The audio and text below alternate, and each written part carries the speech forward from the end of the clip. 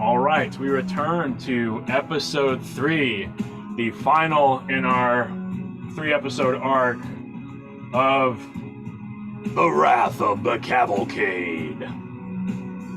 And this voice is making me prompt myself to do a sound check. Is the sound okay? Okay. Good.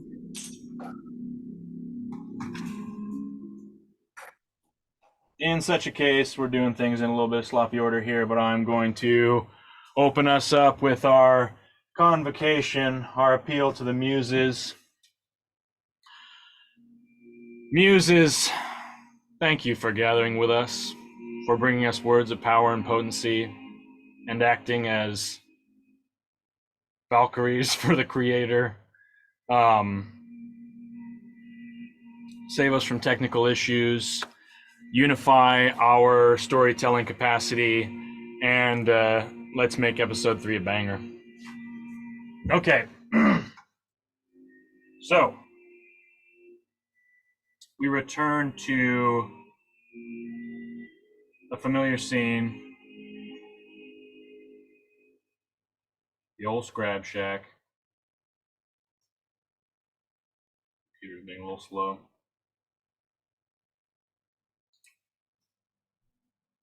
Okay, you got permission. Let's go, baby. In any case, that'll eventually catch up. Okay.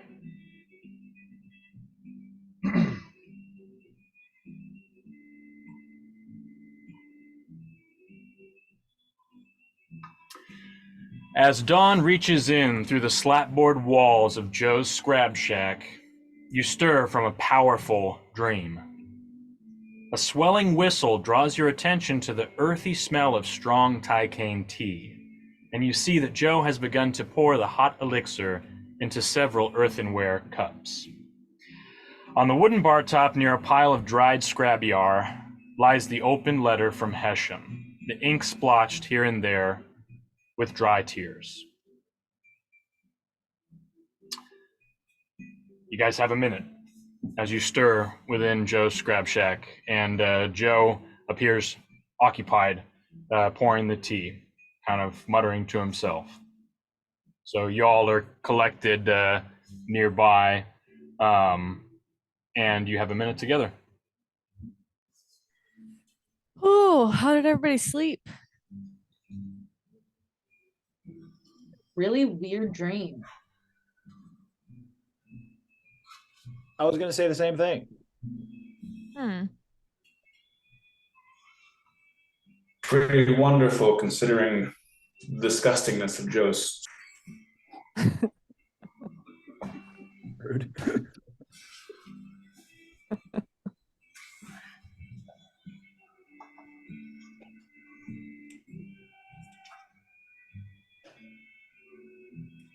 All right, so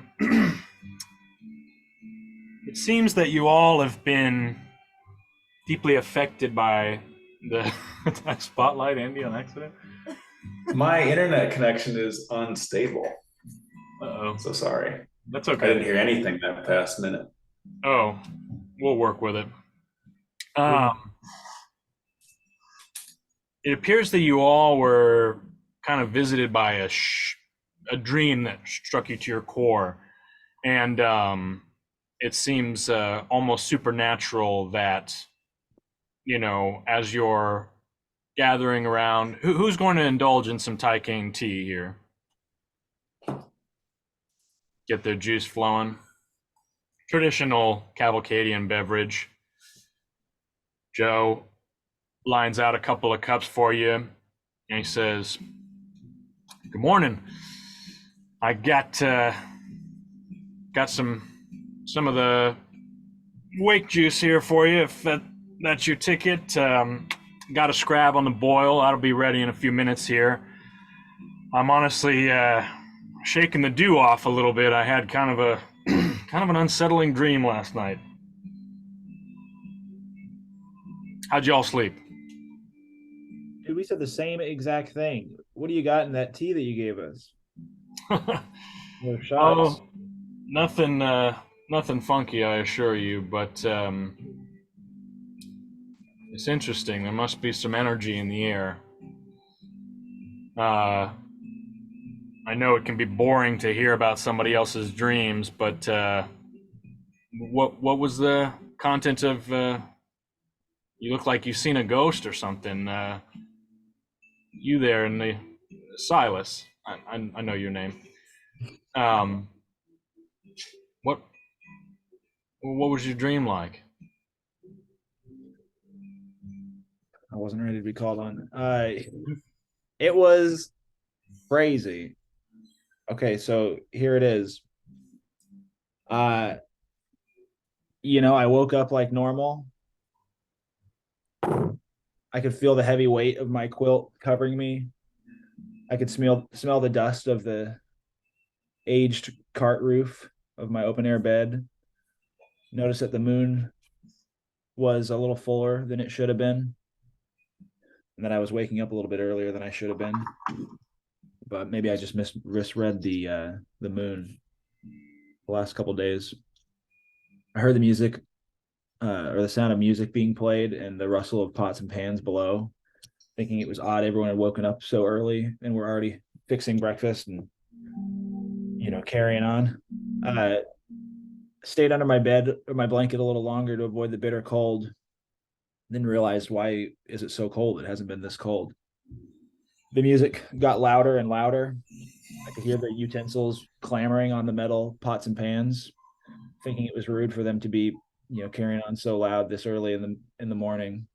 The music grew louder still, the same measure being repeated over and over and over again, with shrill screams seemingly unrelated to the musical notes being played, replacing the usually comforting voices. Um, Repeating still over and over and over, the same note drawn out, percussed by the clamoring of the pots and pans, uh, deafening by this point. The same sound just over and over again, cutting my senses and my awareness of everything else.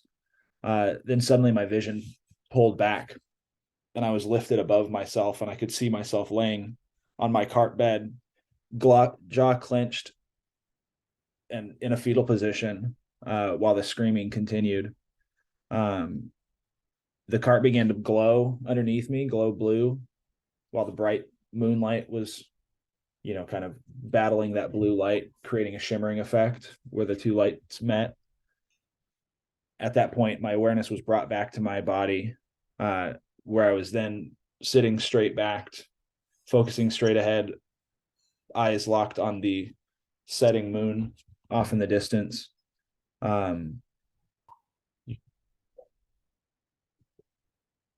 was still aware of the sounds, but slowly, as I stared into the moon, they disappeared. I became no more of a burden than a gentle breeze. And in that moment, I followed my senses down as I felt the breeze, processed it all the way down, and I could feel it through my head, down to my hands, onto my legs, through my legs onto the cart roof. Then I woke up, and I was not on my cart, and it was not under the moonlight, and there was not music. It was weird. That is a weird dream. Well,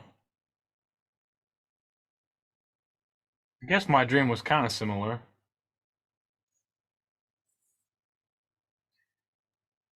You Tell us see, about it.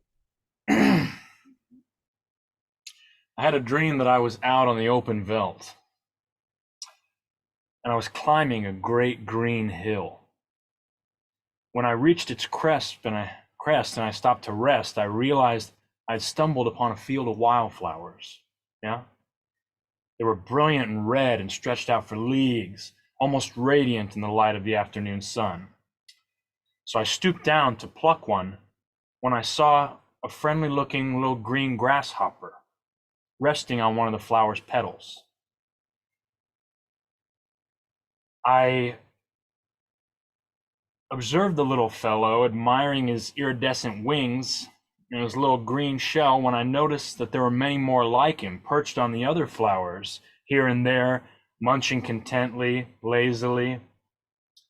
And then they all began to call out by rubbing their legs together, creating this gentle chorus of contented buzzes that filled the air with a peaceful din.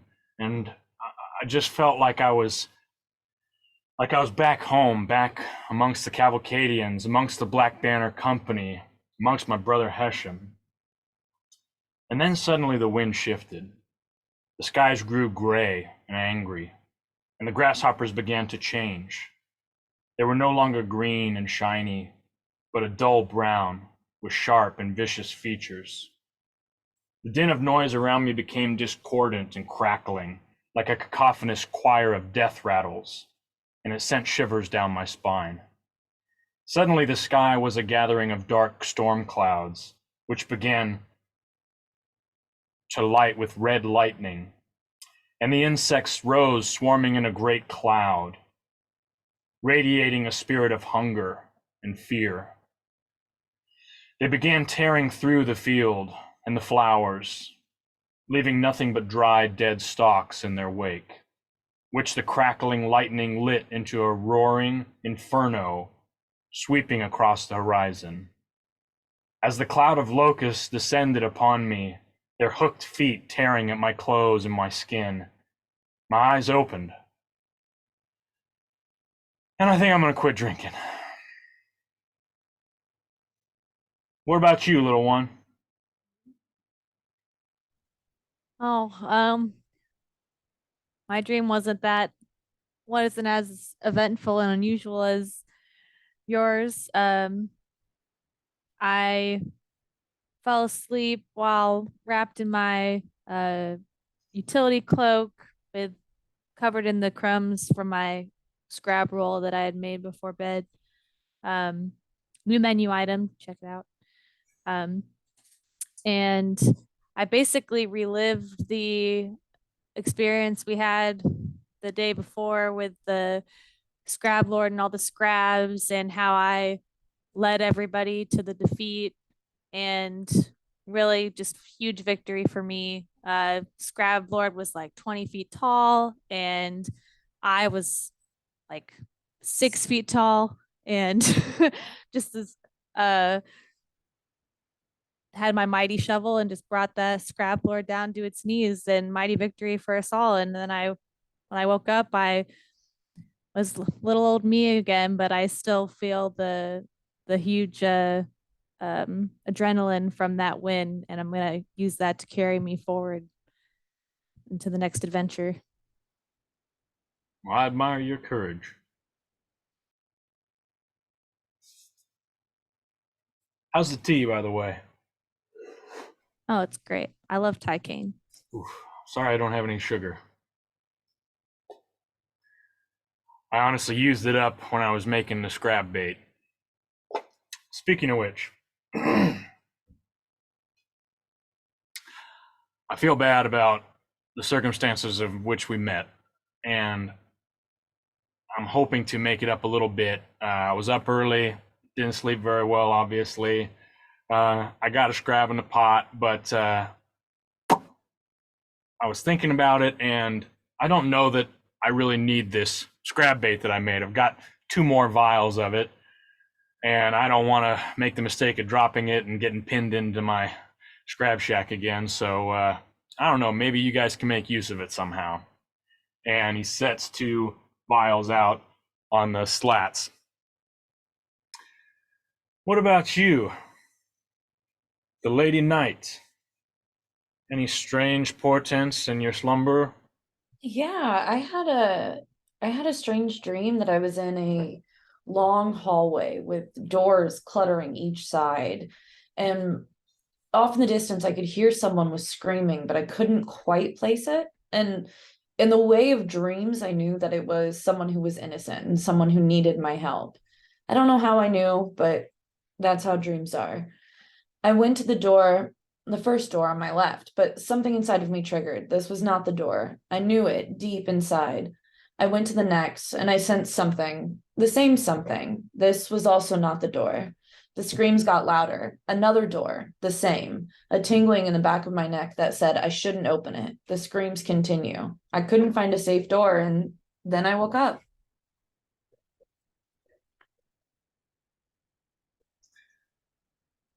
Strange dreams. What about you, Trekborn? Out of character, I've been having some connectivity issues, so I've missed some of those stories. But my dream was so vivid that I wrote it down on one of my spare wolf pelts. I dreamed that the sun was finally rising again over the veldt. Its golden rays fell upon its its golden rays shone through the windows of Joe's scrap shack upon its kitsch interior and garish decorations, upon scattered menus that proclaimed to patrons the deliciousness of the scrab snacks, scrabwiches, the scrab bucket, and the scrab tails, and also their various vegetarian options. In my dream, I left this awful place and returned to the Cavalcade. But the scrabs had arrived there before us, and our caravan's defenses were crumbling. But we three, who had defeated the scrabs before, took up defensive positions immediately. Working together, we defeated the scrabs and drove them back to the hell which they came from, back to Joe's scrab shack. And then we celebrated as the team we had become. Except for Onara, who I remember went to the caravan survivors demanding payment for their rescue. And that was when I woke up, and thus ended my dream. Well, sounds like, and it smells like breakfast is ready. I hope you're all hungry. I made something special. And Joe walks over to the wood stove and he grabs and shakes his hands out, grabs his mitts, and carries a pot over, and then, reaching in with his mitts, he pulls out a big, bright green, steaming fresh scrab, which he brings up and flops on the table. Right here. And he says, this is something I've been wanting to do for a while, and I don't get a lot of company, but what you did delivering that letter to me was really special, and it meant a lot.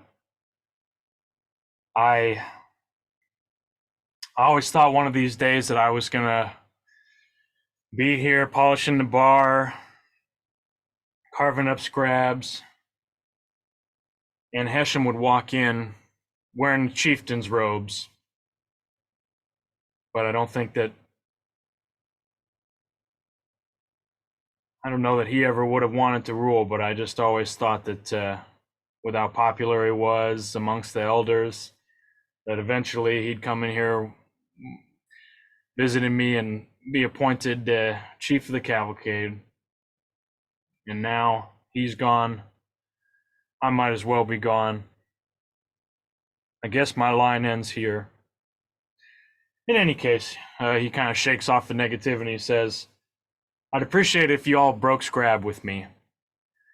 You can each have a leg, and I'll grab the front two. And we'll each make a wish for the future. And when we do, we'll break the scrab, and whoever gets the biggest piece, their wish comes true. So come on in. And he grabs the front two legs of the scrab and sort of holds it dangling in front of you.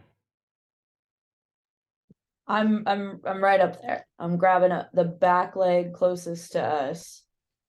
And I say something, I'm like, yeah, so long. I'm trying to kind of reach, I'm kind of on the counters, kind of up with my brow line, I think. So I'm just trying to get the right angle so I can be able to reach a leg to pull. Might need a little boost. Somebody grab the bucket for Fia here.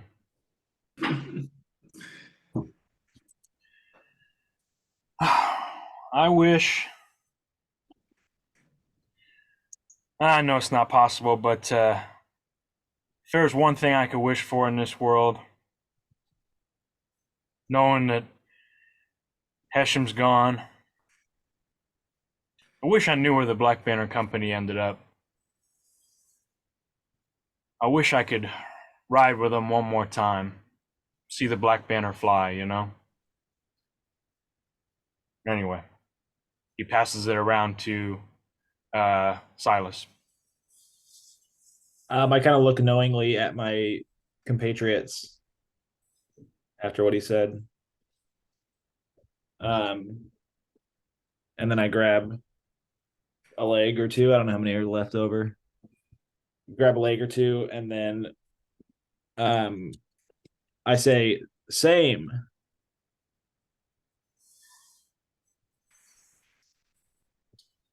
Trickborn. Grab a I'm leg. gonna reach over Fia. She's grab a leg. I'm gonna wish to return to the Cavalcade. Get out of this place. Hey, woo-ha. Hey, woo-ha.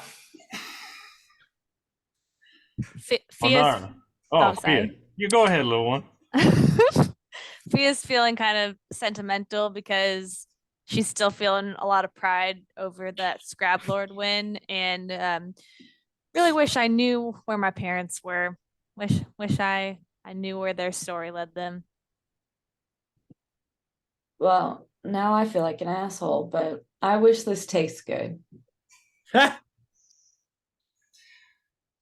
All right. A smile creeps up on Joe's face, and I want everyone here to... What trait should we use for this? I think it's just going to be a straight D20 roll. It's pretty much just chance here. So let's all roll D20. 11. 15. 13. Or 3. So who's our winner there? 15. All right. So the scrab gets pulled. It explodes outward in like a little rain of juice that, you know, drips down on the bar top. And when it's all done, everyone's holding one scrab leg, and Wagon holds the leg that's attached to the rest of the carapace. And then Joe looks over to Wagon. My dreams will come.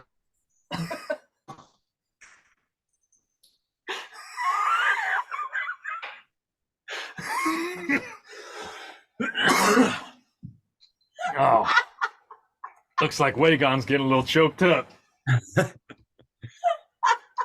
Frozen a really gallant pose. You were frozen the whole time Sorry. going like this. Oh. And well, Joe gets to work serving up. He brings some butter out to go with, and some kind of stale bread to go with the meal here. And everyone starts munching away. And actually, this is one of the best things you've ever tasted.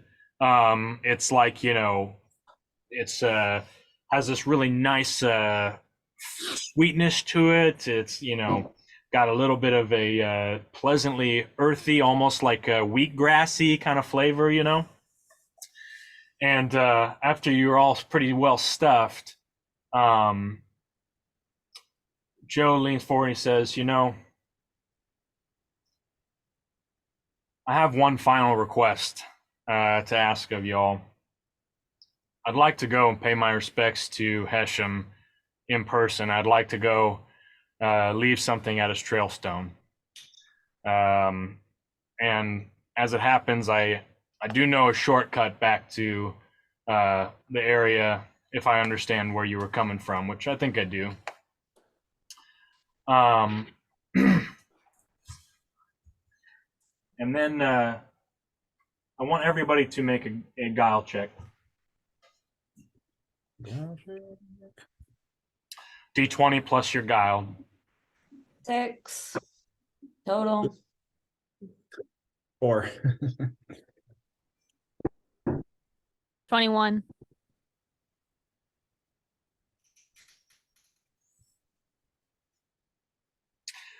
All right, Sophia, you hear some kind of rustling outside the slapboard shack. And everyone has one turn here to describe what they're going to do before something happens. Is there any scrab left? Yes, there's a little scrab left over I'm gonna- on Wagon's plate. All right, well, I'm gonna sneak up behind Wagon and try to take his scrab. All right, I'm going to say that you successfully swipe a piece of scrab before Wagon has a chance to protest too strongly. I was gonna try to take one of the scrab bait bottles because I want to be able to find more scrab in the future for my menu item of the scrab roll. So that'll be handy to have on hand. Okay, Silas. Yeah, I was gonna snag a bottle as well. All right, you grab a bottle, and Wagon. I don't know what's going on. The last minute or two was frozen, so I have no idea. We'll just contend with this. It might happen again. It's all right. Right. Basically, there was noise outside that you may or may not have perceived, and Onara swiped some scrab meat off of your plate. Of course. Because you were the only one that had any. It wasn't a personal attack. It was just in the interest of the scrab. I don't even like scrab, I'll be honest. You can have it. Sorry, Joe. Nothing against you. All right, so suddenly there is sort of a noise kind of like scraping on the main door, and you see that Joe grabs at his knife. Well, all right, check that out. Yeah, it might be time to get some lunch going here. All right, I'll go up to the door. All right, I'm well, gonna take. go ahead. I was gonna say I'm just gonna get my shovel out just in preparation. All right, Onara, you have no spidey sense going off here, no scrab sense going off. And actually, you almost feel a familiar presence outside. All right, I'm gonna wrench the door open. You open the door, and on the other side, on the threshold, you see the form of a red pelted alicorn, kind of like patiently sitting outside. It's like white tail kind of whipping back and forth in a friendly manner, and it has a leather scroll case around its neck. This looks like a courier alicorn. And it looks up at you affectionately and says, "Bruh." I'm gonna give it the ceremonial bruh back. Bruh. And then now that I've greeted it, I'm going to approach it to take the scroll. All right, so it patiently and it accepts you retrieving the scroll, and I'm going to message you the contents of the scroll. Yeah, there we go.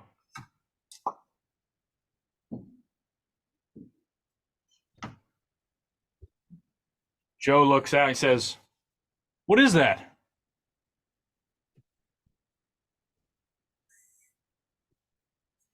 Give me a minute now, Joe.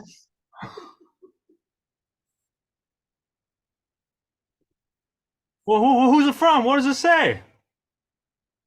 I don't think it's meant for us. I don't know. Let me get to the end and see who wrote it. All right. Yeah, it's alicorn night business, and it wasn't even really meant for me, so I'm duty bound to not share this with you. And I tucked the scroll away. Roll a guile check, and you're going to roll an opposed check to Joe here.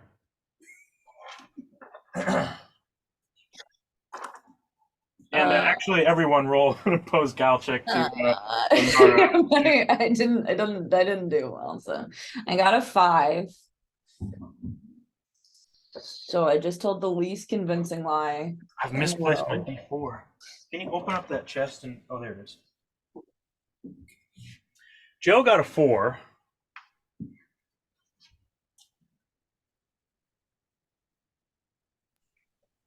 Is this just the D4? If your guile is less. Oh, I than thought 6. it was a D20 plus the whatever. Okay. That's a. I was wondering, are you upset by a 4? Yeah, I got a 1. All right, Joe doesn't look like he believes you. You know, Onara, it may not be my place to say, but your honor is worth more than you think. And it's something that you won't find out how precious it is until you need it and you don't have any left. I think that you should probably tell us the contents of the letter. I'm gonna listen, Scrab Man. Ooh. Fine. That was easy. Honara's clever response fell apart.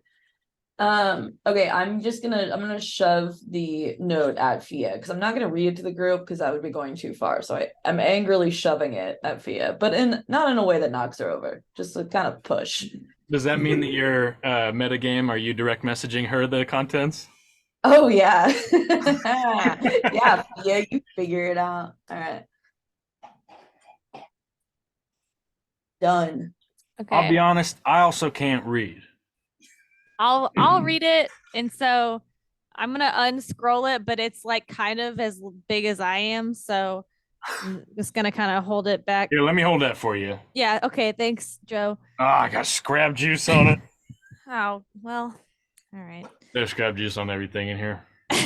Onara, I fear there are dark designs at work within the Cavalcade that I have been completely blind to. Chief Memwet has been struck with some strange illness for which he will not accept our efforts at relief. When I sought out the tribe's healers, I discovered that the shaman known as Namelik has been missing from their ranks since the night that Namish the Wise was found dead in his tent. When I called the knights to assembly this morning, many of our men were likewise unaccounted for, including Commander Merito. Return to us with caution and with haste, I fear. High Commander Patrio. Roll it up. You notice that Joe looks very concerned at the contents of the message, but he doesn't say anything. I'm a little concerned that Onara once again lied to us by saying the letter wasn't even to her when it was clearly directed to her. I said it wasn't to us. That is correct. I guess it's partially true. And as you can see, it's none of you guys' business. All right, so Wagon is going to automatically succeed at this check, and I want actually Onara will automatically succeed as well. But Fia and Silas make a guile check, or a grace check. Either would be acceptable. That's a D20 plus your score there, and then announce your number. Got a 5. Whoa. 17. So you all are familiar with, Onara and Wagon are intimately familiar with the sort of political situation of the Cavalcade. But being outsiders and not true Cavalcadians per se, Silas and Fia are a little less familiar with all the details. But they know Chief Memwet, the elected head of the Cavalcade, the one who wears the chief's robes. They know him to be a functional and well-liked, if not particularly brilliant, chief. Nemelek is a more obscure figure, and Silas and Fia don't know him by name. But Onara does, and Wagon certainly does. Nemelek is he's also called He Who Speaks with Bones, and he is a shaman in the old ways of the Trek. And Wagon and Onara are both aware that he has a significant position in the Trek. And that he's well liked by, especially by many of sort of the old guard Trek-born Cavalcadians. And Onara and Wagon would also know that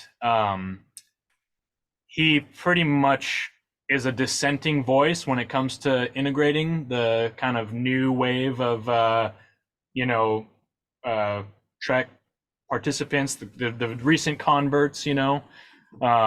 He's sort of the mind that like Trek-born only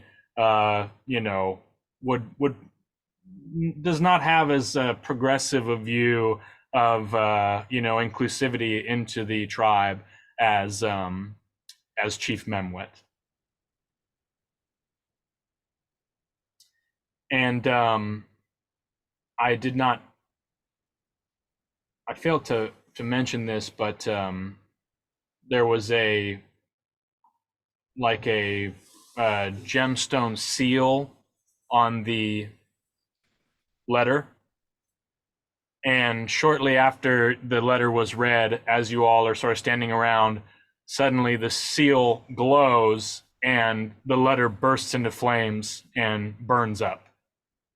So it was designed, and Onara would be familiar with this type of, delivery. It's designed to, be destroyed after being read so that the information can't be spread around. And further detail, Onara, this is something that only Onara would know. Anyway, High Commander Patrio is the head of the Alicorn Knights, and Commander Merito is beneath him, and has always kind of butted heads with Onara, and is one of Onara's superiors, who, I would say Onara has very lukewarm feelings about, thinks that he's, a little too ambitious, maybe. So you guys have a minute to discuss the implications and the contents of this letter. Can I ask a question first? Yeah. So it says return to us with caution and haste. Are they at like a central command, or do I know where they are? Because haven't I been stationed with the Trek for a while? Yeah, so you would interpret this as just meaning like come back to the cavalcade, rejoin, and kind of like a watch your back along the way, is the implication. It's distressing to you to kind of hear this tone from High Commander Patrio.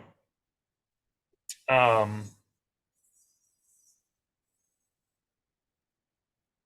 All right, I'm gonna all right, well, it's time to go, everyone. Wait, now hold on here. I feel like we need some more information. Now, I've had the honor of serving Chief Memwet on occasion at my food cart, but I don't know any of these other guys. Now, what's going on here? I feel like we need some answers. Well, Nemelik is like a shaman. He talks to bones, okay? And Patrio Merito is this asshat who thinks he's too good for his station. And High Commander Patrio is the head of the Unicorn Knights, and if he says that I need to head back, then I need to head back. And I'm walking. I'm going. And all your carts and Onara, your horse, you're not far away really from, the Trailstone where you all started. It was just kind of, down this valley and tuck around the corner to get to, there. So you all went on foot, but your wagons, your horses, your aurochs, etc., are all back, not far from the Trailstone where you congregated the day before. And I want to ask that everybody recharge their situation from our rest and everything. And where's everybody at hit point wise?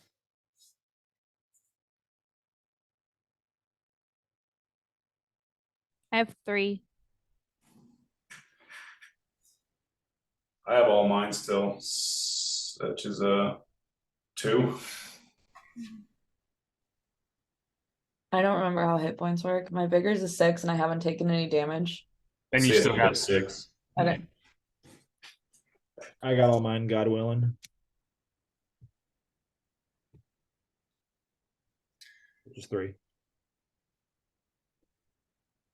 Joe is sort of politely waiting for you all to make a decision about what you're going to do here.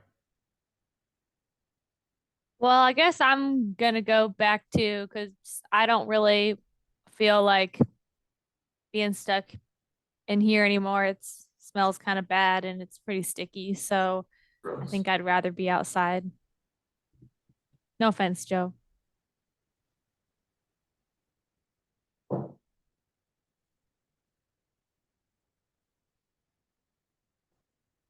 I actually missed. You were talking about Nemelik, and I missed the rest because my internet was bad. But sorry.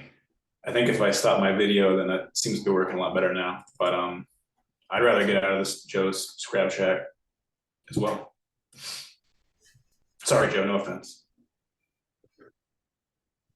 I was hoping that we were going to be going on an adventure to help Joe find the Black Riders or whatever that was. But I guess we can go back. That's what everyone else is doing.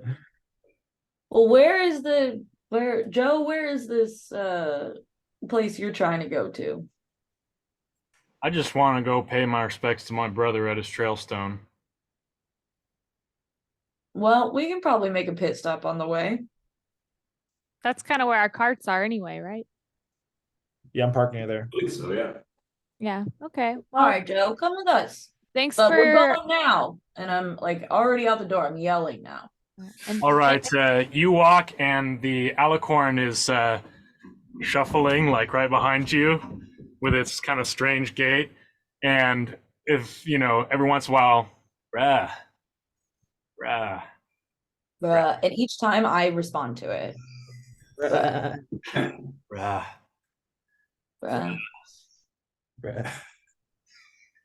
All right, so you all in haste set out and decide your marching order. I think I'm in front because I've been inching out this entire conversation. Okay. I think I'm after her. I'm hard middle always, baby. I'm gonna be behind Joe because I don't know how much I trust this guy. But we'll see. All right, Wagon brings up the rear, helping perhaps not to support Joe, who from an old leg injury doesn't walk super fast. He's keeping up okay, but you can tell that he's struggling. And you can tell that he's ashamed at his gait. Obviously, even though he's been a trek breaker for a long time, he's a Cavalcadian and a trek born at heart, and he feels self-conscious about the fact that he's, can't really march that well anymore. And so we have Onara with the Alicorn courier next to her, then Fia, Silas, and Joe, and Wagon brings up the back. Does anybody else, Joe made offer of the crates last time. Is anybody going to grab a crate or grab some contents on the way out? Do I have time to just kind of quickly rummage? You have time for a quick rummage. I rummage through 1d4 crates. Okay, yeah. That's a joke, but I do rummage. So yeah, you all head out, and you go ahead and roll your I'd say grace in this one, and your result is how many items you're going to be able to grab before you go. Ooh. Oh wait, Grace, opposing Grace, basically. Basically, yeah. 2 items. 2 items. Okay, you find a Make them vial good. of sleeping tincture Oh, and also a cask of Shottern wine. Shottern? Shottern. So Shottern would be sort of like the eastern region of the Veld. There are the twin rivers, the rivers Vester and Shad, and so this is wine from the eastern region. Is anybody else going to grab something as they leave in here? Yes, I rolled a 3, but I have a 2 times carry capacity, so I'd rather just grab 3 crates and leave. Okay, you grab 3 crates and leave, and we'll digest what's in them when you open them up. Sounds good. Yeah, I think I made, haste. I didn't think about picking up anything. So I think I was already out the door when everybody else was deciding to scrummage through things. All right. Okay, so you all head off in a brisk walk. The sun is rising, and if you look off on the horizons, you can still see a little bit of dust rising from the cavalcade. You know you're not too far behind the rear guard. And so you all are, feeling pretty secure about being able to catch up when you need to. Before long, you reach the familiar clearing, and you see the trail stone up on the hill. And we're going to jump into our battle cam here with our marching order with Onara up front. Where's my thing here? Onara and the Alicorn. And then we've got Fia, Silas. You're probably going to be shooting your feet here, huh? And Wagon and Joe. Ashley's feet holding up the rear. All right. There we go.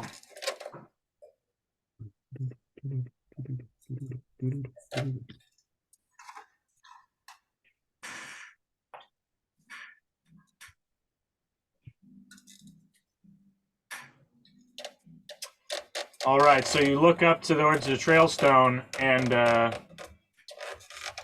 yeah, what will you do? Starting with Onara.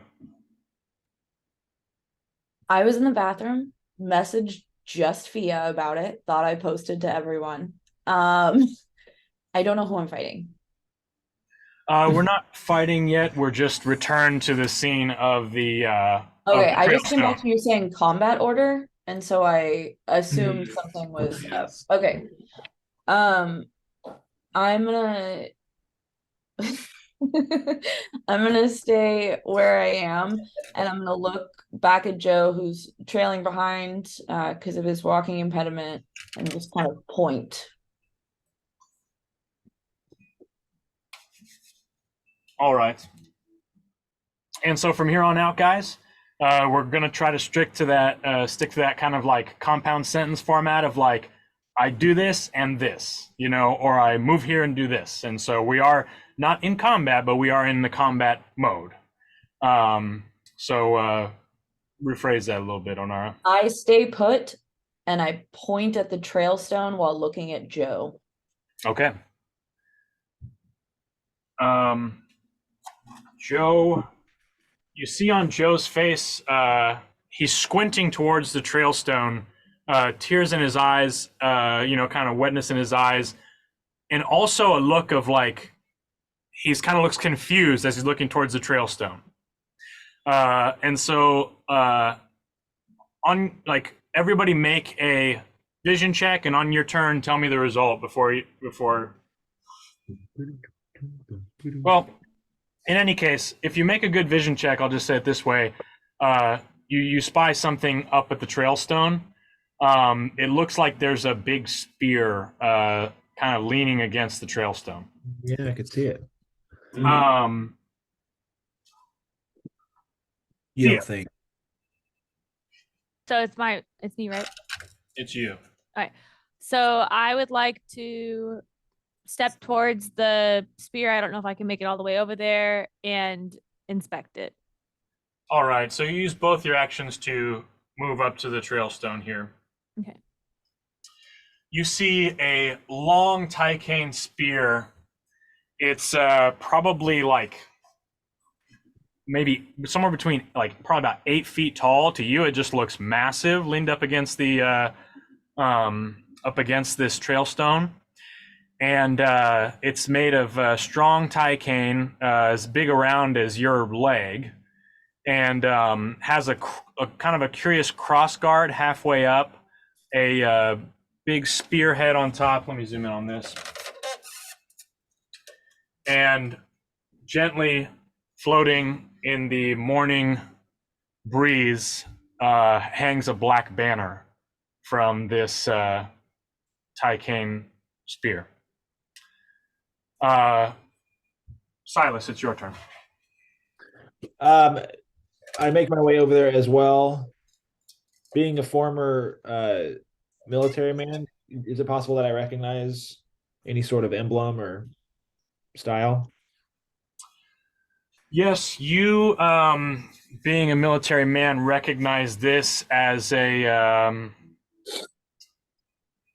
this is a Titan spear that is the hallmark of the weapon of the Black Banner Company, who, from what you've gathered and from what Joe has said and from what you know that you've collected in the Cavalcade and tales before that, this is a legendary company of boar hunters that hunt the hell pigs, which are basically a name for the also called Danish hogs. They're basically giant boars that are sort of like, horse-sized pig wolves that are sort of omnivorous predator scavengers on the veldt. They are valued as the best meat in the veldt. And from what you gather with Joe, Joe used to be, and perhaps Hesham as well, used to be a member of this Black Banner Company, who is no longer a part of the Cavalcade. They were all basically, through the events of Joe Namish being, injured and everything, they are sort of at large. Nobody knows where they are, and this is, yeah. But I am concluding as a human, not in this world, that this is a sign of potentially honor or reverence. Is that true? I think that's safe to say, yeah. Cool. All right. And, yeah. Can I just kind of conclude my part here by kind of referencing that to Joe? Yeah. Basically saying, so like, looks like we weren't the first people to come and pay our respects to your brother. You see, Joe doesn't say anything, but he has a strange looks of emotions that he's like processing. He's like obviously didn't expect to see this, and you can see sort of turmoil going on. There's sort of excitement at the same, there's a lot of emotions going on for him seeing this left here. And he's kind of whispering under his breath, they must have just been by last night. And he's sort of like looking around like, all right, Wagon. I continue walking behind Joe, crates in hand, and I ask him who they are. Who are they, Joe? What do you mean? Where is she? Where is she? I would expect a Trekborn to know the Black Banner Company. They're the most fearsome hunters in all the veldt. I meant specifically. He's like, okay, that's fair enough.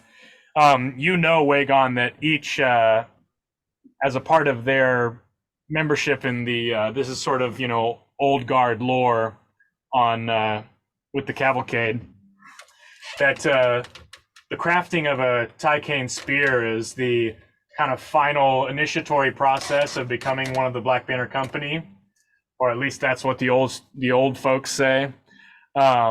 these massive spears are what the Blackberry Company would use to hunt the boars and to use these.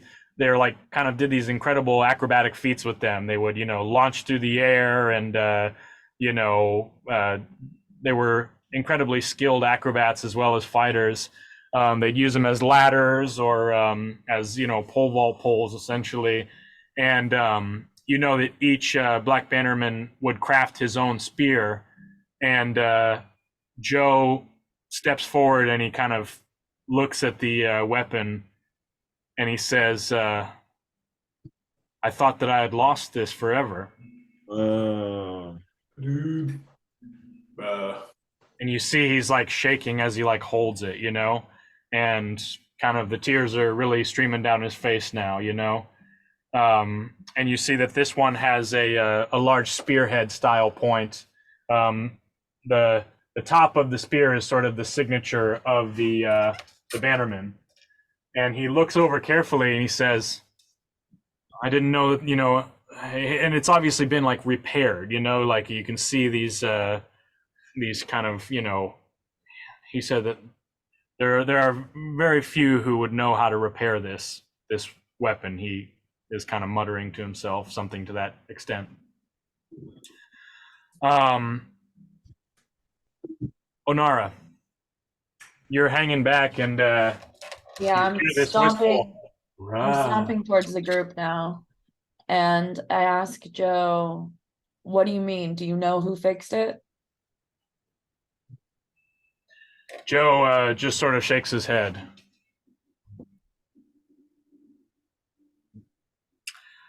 And I want you all to make a guile check. 1. I got a perfect 20. Oh, shit. I got a 1 on a D20. I also got a 20, so 22. Fia and Silas, as you ponder this strange scene, suddenly your ears perk up and your toes curl and a low rumbling comes from somewhere far off.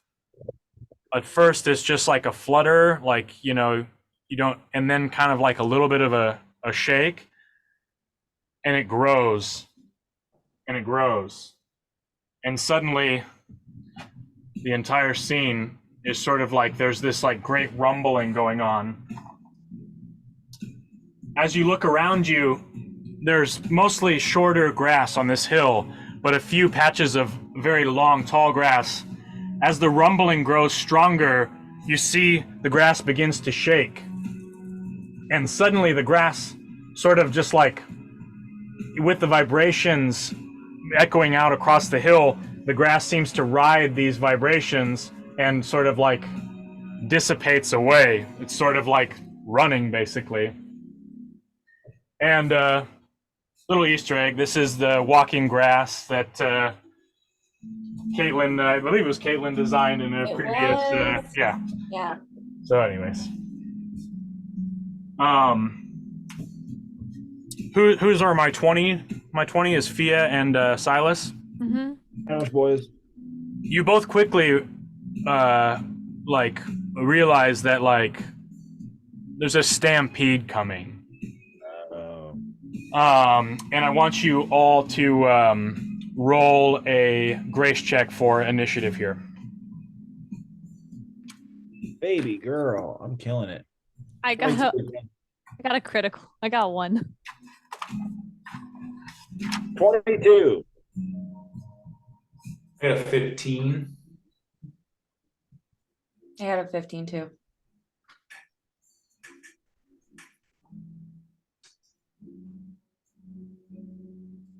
Are you still there, Woody? Yeah, I am. Okay.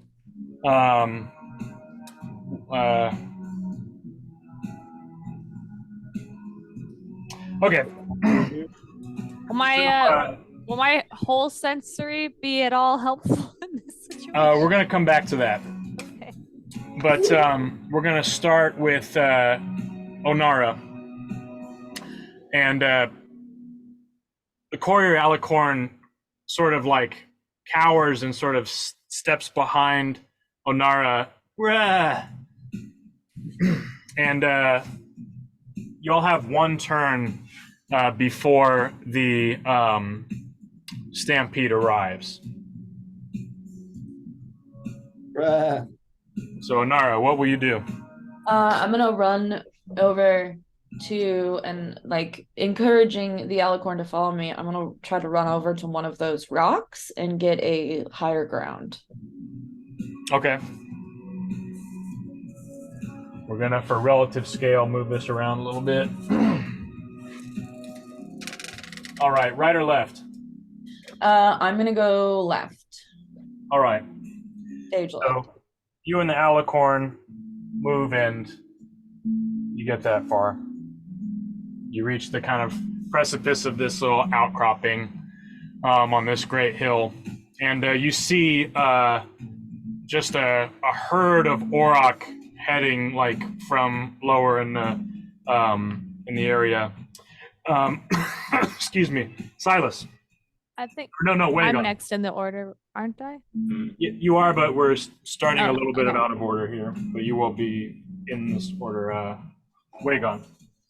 I will run to those rocks that Onara is at and set down my crates like a barrier. Okay. Like a little wall right in front of me. In front of me, not Onara. So that's how far you get, and as you go here, you see that the herd is sort of coming from multiple directions. Where do you want to set your crate? Multiple directions being like all directions around us, or You're not quite sure, but you see it definitely coming from, multiple directions. I'm gonna put them. See right in front of my character how the rock is kind of sitting out like that. Say that again. Out. Do you see how in front of my miniature there's that rock sort of? Oh yeah, right out? here. Yeah, right there, and then yeah. Where's the rest of my crates? Maybe a little bit more towards the inside. I need 2 more crates. Right there we go. Yeah. There we go. Where are my lucky crates? Whoa, not there. No. Like that? No, a wall of crates. Like this? Yeah, like that. There. No, not on top though. All 3 of them out on the ground. Okay. Come on. It's like a caravan. It's like a caravan. All right. From your vantage up on the hill, Wagon, you can see like lower down the hill, all of your like wagons and things assembled, the camp that you guys had left before. And this herd is like nearly reaching your guys' camp, this massive herd. Okay. All right. Fia, it's your turn. I would like to climb on top of the trail stone while saying, I mean no disrespect, and then cover myself with my cloak. All right. I want you to roll against failure using your grace score. So D20 plus your grace. Okay. I got a 24. All right. You quickly draw your way up there. And we're going to swap out the miniature now for Namish, now that he's got his Tycoon weapon back in hand. Okay. Silas, it's your turn. Well, now that he's got his thing, that kind of ruins my turn. He looks imposing now. I was gonna grab him and huddle behind the trail stone. I was picturing him feeble because of his injury. Is he not feeble? I mean, he doesn't move so well because he's got an old broken leg injury for sure. Okay, I'm still gonna try and help him. This is happening before right now, but would I have noticed that the trail stone seemed solid, like unplow intoable? It's like here, I'll bring a picture up of our trail stone to give you a sense of that. It's stout, but not invincible. Sure. But more than nothing. Okay, cool. And can I get it, because I was the one who noticed what was happening, do I have a general sense like which side of the trail stone I should huddle behind? I know it's all directions. Probably on this side. Okay, that's what I do. All right, so you're gonna kind of duck in behind here. Yeah, but I did want to grab if he'll have me. I was going to grab Joe and help him out since he's not quick and spry. Yeah, you help Joe, and he kind of settles in beside you. You guys are back to back at the like other side of the trailstone, and you can see that he looks afraid, but like also like kind of alive. He looks younger than he has. You know, he's sort of like this is probably the most adventure he's had in decades. You know. I say, never thought I'd die fighting side by side with a Namish. He looks at you and he says, "I think you're a soldier. Think you always will be." And then the as you all like hunker down, the herd starts just rampaging through, coming in from multiple sides.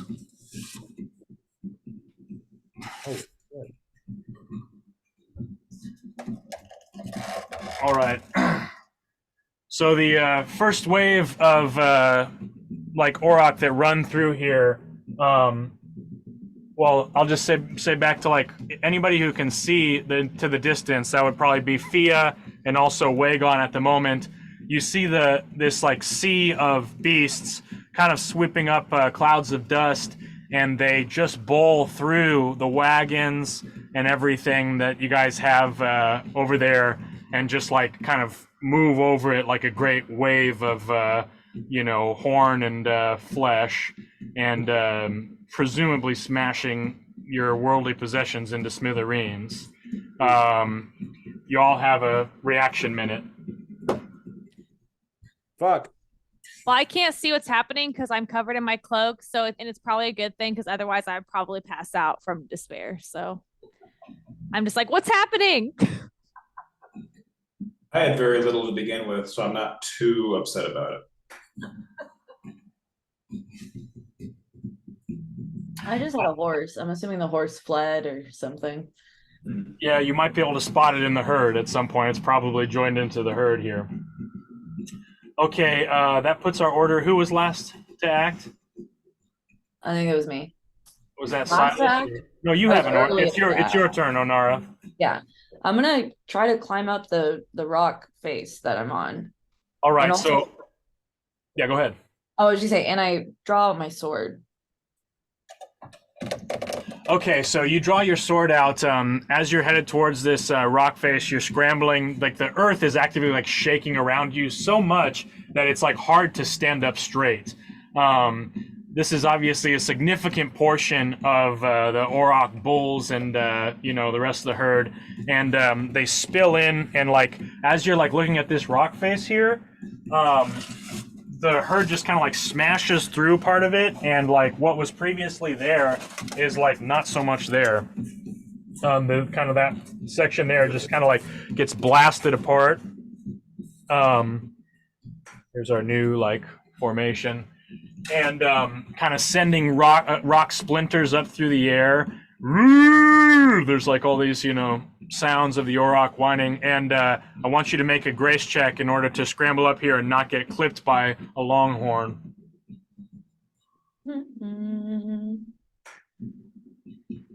All right. What is my grace score? Sorry. All right. I got a 16. All right, so you managed to scramble up there along with the alicorn, and jump up on this part of the ledge.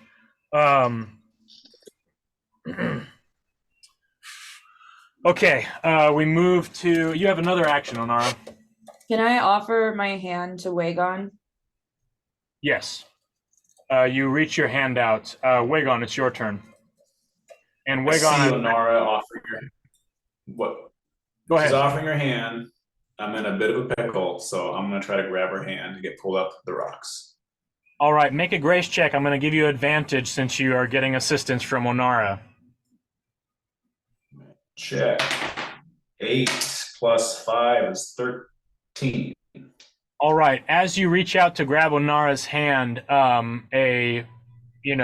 another wave of Aurochs comes through, blasting apart these crates, smashing into smithereens, and you're clipped on the side. My crates. You take 1 damage as you're hit, and you're in peril of being trampled. I need you to make another grace check. Again, I'll tell you have advantage for it. 17. All right. In the last microseconds before the herd overtakes you, smashing you beneath the hooves, your hand connects with Onara, and you're pulled to safety. For now. Thea, it's your turn. Thank you for now. All right. Did that happen or Not happen. okay. I'm holding on for dear life. I don't think I can move because I feel like I'm surrounded. So I'm just gonna, I guess I'm just checking to see what happens, whether or not whether they run into the trail stone or not. All right. Silas, it is your turn. So they didn't run into the trail stone? They're not. They're like routing around this way Okay. for now. Okay.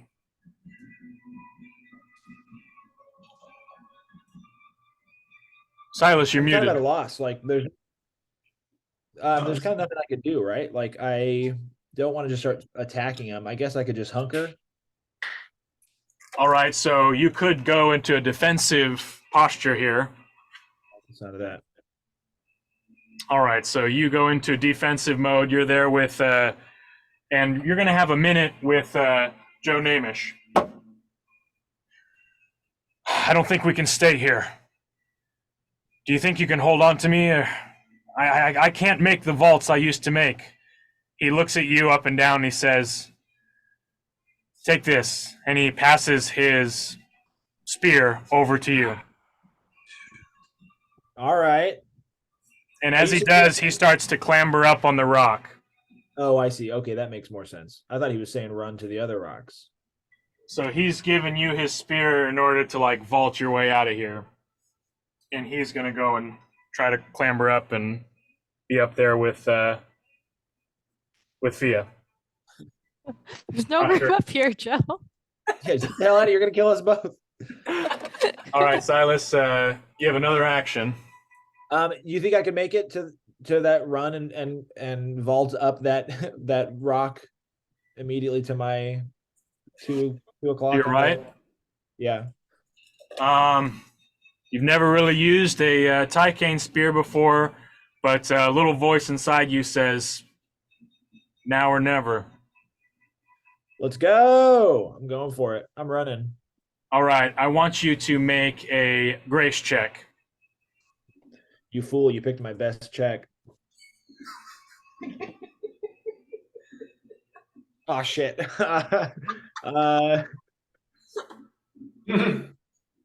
It's not good. 11. All right, describe your move as you try and vault. The herd is like churning through, and it's become sort of this whirlpool of beasts. Clods of dirt and whipping tails. Describe how you plant and try to vault here. So I run through and I'm like Darth Mauling with the spear to try and like spook them as I run. And then I yeah, exactly, thank you. And then I guess I just try and like dip and dodge and I don't even know. I guess I'm just trying to jump over them and through them and scurry up the wall. Joe shouts down, plant and pull! Plant and pull! Oh, I plant and then I pull. All right, so you run forward, and as you're running, the black banner is starting to unfurl. It's been rolled tight along, and you see it like kind of gets longer and longer as it's sort of unfurling. You go and you plant, and it's like sort of, as the spear point hits, it skids for a moment and then finds purchase. All of a sudden, you find yourself flying through the air towards the rock. It's not a perfect plant and pull, and the spear juts in the ground as you sort of lose control over it and fly forward towards the rock and sort of smash in, and the spear is kind of like hanging in the air behind you. And just as you do this, a like most recent wave of of Aurochs kind of like pushes through. your previous position, blasting part of the rock here and causing the trail stone under which is Namish the Wise to sort of like quake. And Fia, you need to make a grace check against failure. Oh my god. I got a 7. All right. As the herd moves, you tumble and shake, falling off of the trail stone here. But before you know it, you're suspended, feet dangling, as the beasts, many times your size, hurtle underneath you, and somehow you're there, like suspended above them, kind of like in air. Okay. And after a moment, you realize that Joe has you like by the back of your little sack pack, little thing, and is desperately holding you while like holding on to the top of the trailstone marker. And that brings us to Onara, I believe. I'm just trying to wait it out. I don't feel like you can fight a stampede. So I'm in a defensive posture, just waiting to see what happens. Okay. As you all are looking, the Aurochs are moving through, but they continue the like kind of end of the Auroch wave is coming, but behind them is a wave of Mammoth. And in one turn, the Mammoth will arrive. There's like a Mammoth, wave behind the Auroch wave. And they continue to just sort of like blast through here. So as you're there, like they continue to kind of move through, and the rock that you're on is once more sort of like a few bulls kind of like jump over here. Boom, you're dodging them. Bruh! And then another kind of explosion of rock, and this area of rock is like now more, exposed. With you three on it, the Alicorn, Wagon, and Onara. You have one more action, or you're just kind of hanging out there for now, you said.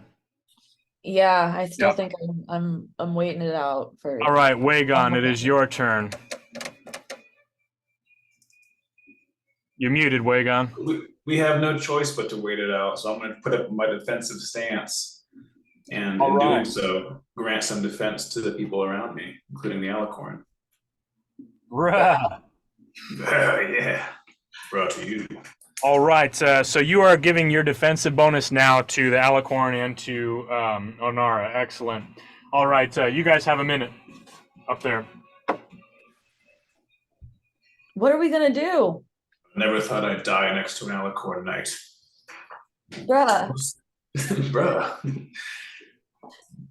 All right, Fia, it is your turn, and you are there suspended.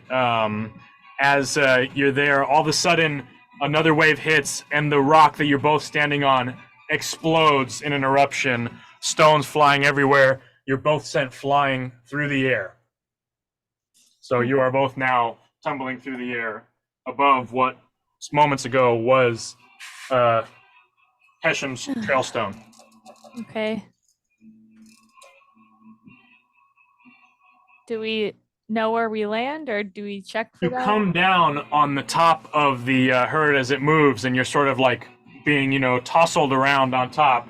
You don't see what happens to Joe. I want you to make a grace check to not get trampled here. And since you're nearby, I'm going to give you a that +2 bonus from Wagon's defense. I got a 12. All right, so you manage to right yourself, and you find yourself seated on top of an Auroch in this midst, sort of like rushing along. What will you do? Oh my gosh. I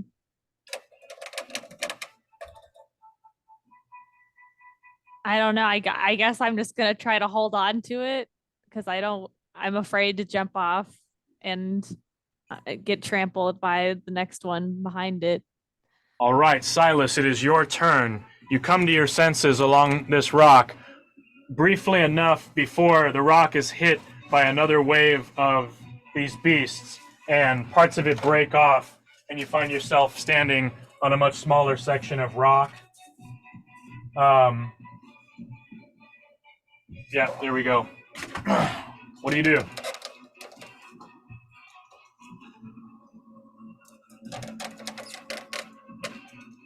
You're muted, Silas. Sorry. I want to use my ability, but there's no way I can be loud enough to do anything to these guys, right? Like they're not going to be. Yeah, no. I guess I want to try and vault over to my homies. That's what I can try. Am I in reach of the staff? It looks pretty close to me. And You're within reach of it, but you can't like grab it. You're going to have to jump out to it. Can I, Aladdin, like jump out to it and then like swing around to the other rocks? We shall see. Oh yeah. Go ahead and roll a grace check. I left my dice in the other room, so let me. Someone else roll for Silas here. I do have it pulled up. If it. You don't want my roll. That's okay. I've got mine.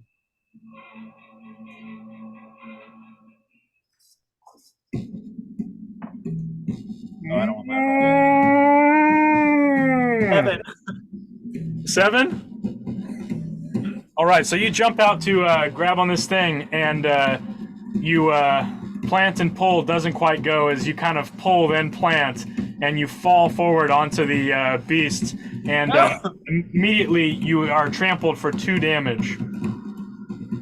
That's almost all the damage I have. All right, you're currently like kind of in the jambles here. All right, we move, and now all of a sudden there's like a shift in the herd, and the first of the mammoth like is moving through here. Oh, the mammoth.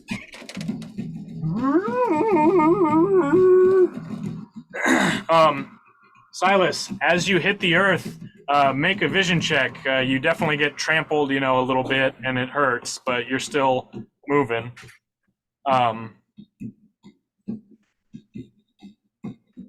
You're muted still.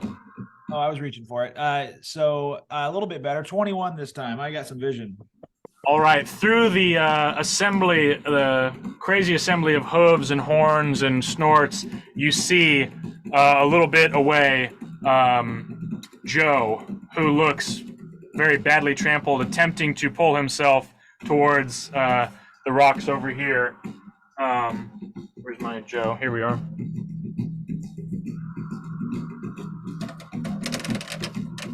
And you see that he's directly in the path of the stampeding mammoth. And we move now to Onara. Can I pull humans, or is it only objects? You could definitely pull humans.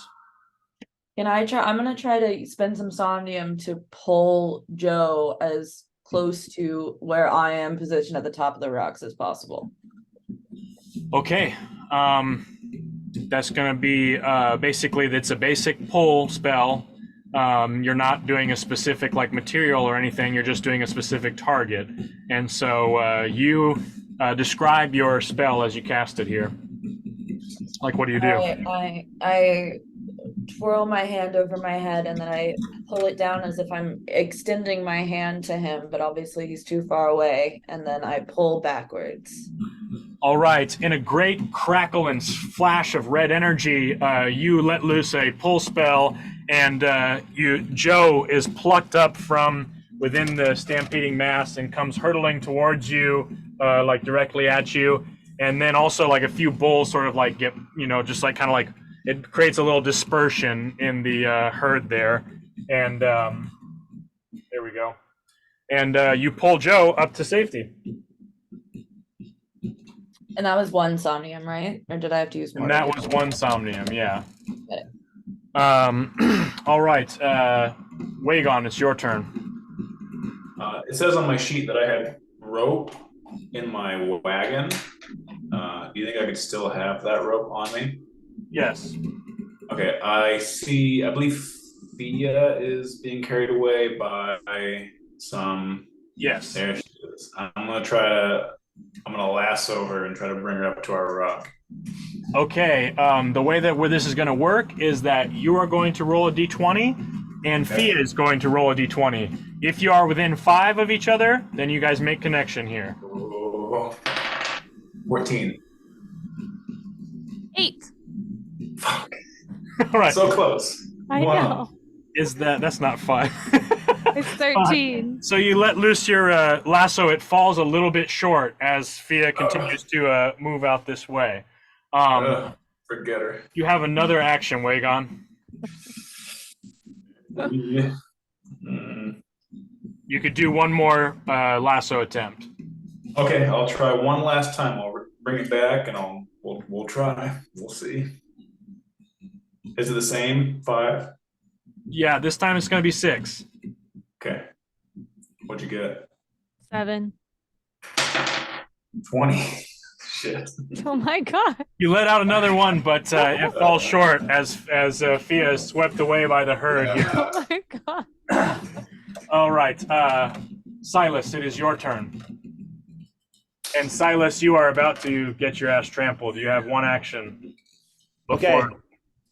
Do I still have my staff within reach? Yes. Okay, I'm gonna try and just make up for all this grace that I supposedly have and prop myself up. And swing around. Wait, Fia's on the ground now, though, right? She's No, on I'm top of an top auroch, of a, like yeah. being swept away by the herd. Okay, within reach of me, if I were to really flourish. Pretty far away. You think that if you could use your black banner to throw out the spear and spear the auroch that she's on, you could retrieve her. Sick as hell. That's exactly what I do. So you're going to target this animal. So roll your grace. It's a grace check, d20 plus your grace. 20.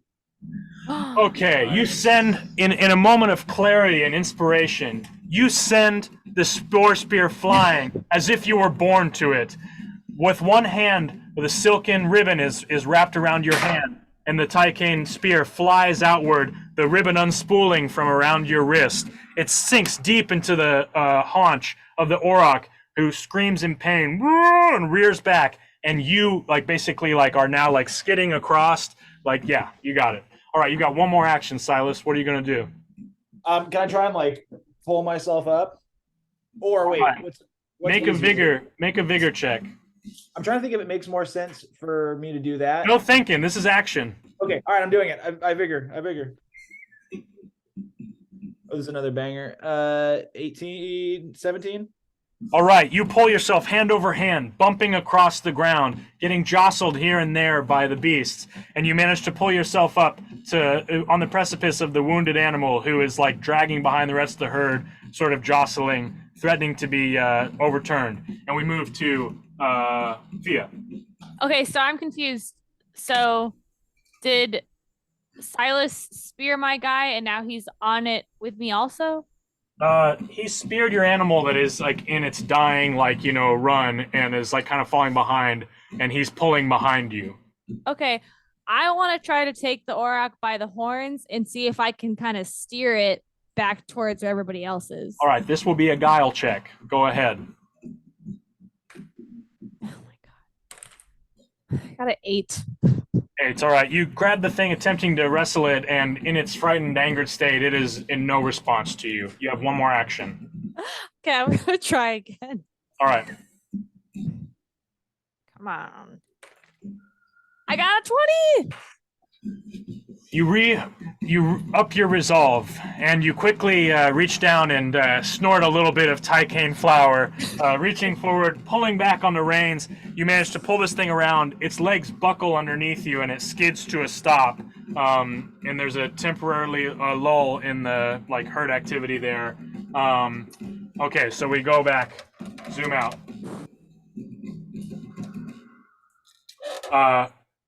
Onara, you make a vision check.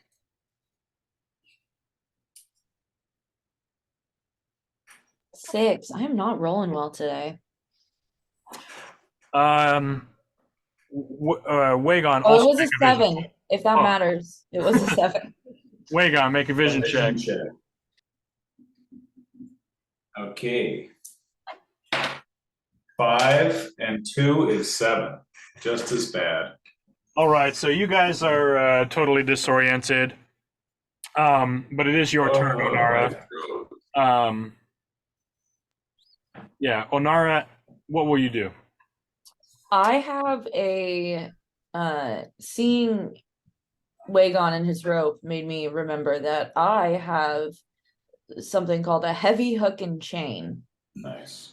So I am going to I'm going to shout out to Silas and say, if you can, grab this. And I'm trying to chuck it to him to provide another anchor point. Yeah. Towards Silas? Yeah. Okay, you guys, let's do the same kind of roll that we just did with Fia and Silas. You guys are going to roll a d20, and if you're within 5, you connect. I got a 5. I got a 5. You're muted. 8. All right, so you throw it out, and the hook and chain, the hook wraps around Silas's outstretched Tycane pole here. And so you guys have another action, Onara. Obviously we're fighting against a bull stampeding, right? So I'm gonna, in addition, spend another somnium and pull on the hook that is attached to Silas, that is attached to the bull that Fia is on. Oh boy, okay. You guys are all 3 gonna roll. If you're all within 10, you're gonna pull this shit off. Holy shit. Is that a 7 or a 1? I got a 7. 16. I got a 6. So we did it. Okay. Nice. All right, with a great effort, you all come hurtling up towards this rock. Shortly before it explodes with another burst of activity here, and now, oh, where's my piece?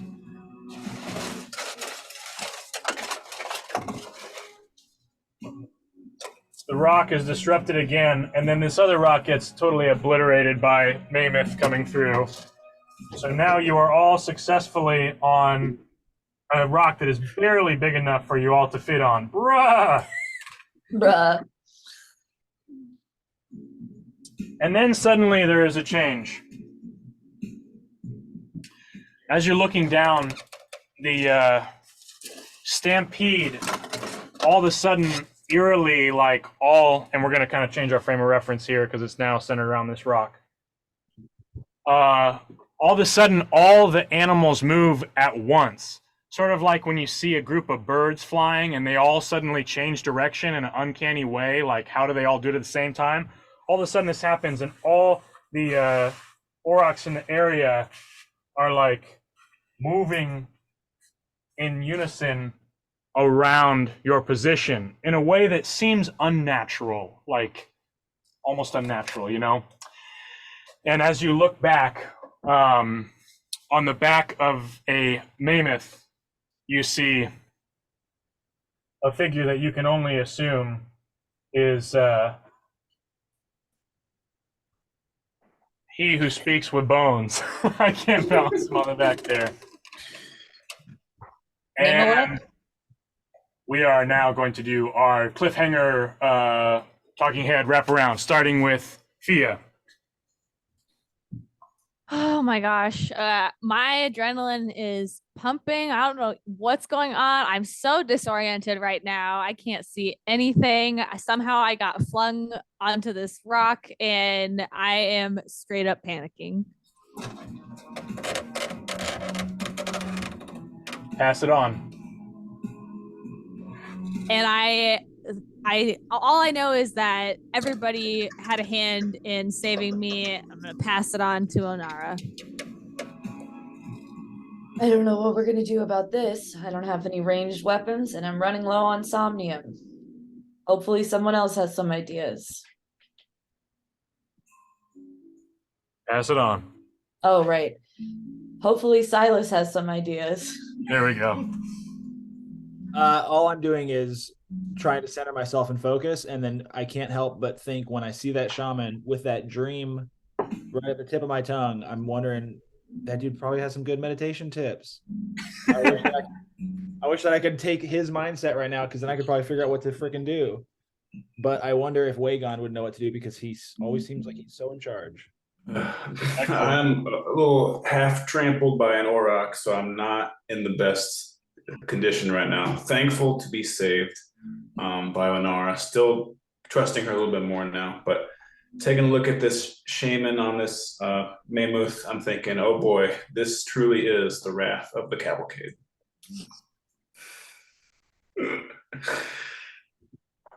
Is that a level up for just like using the name of the whole game? And Is that a level up, guys? Yes. I dig it. I vote yes. That shit was harrowing. I can think of no other word. Ladies and gentlemen, that is the end of tonight's session. As we now see the culmination, and we are starting to see the implication of the wrath of the Cavalcade. Ooh.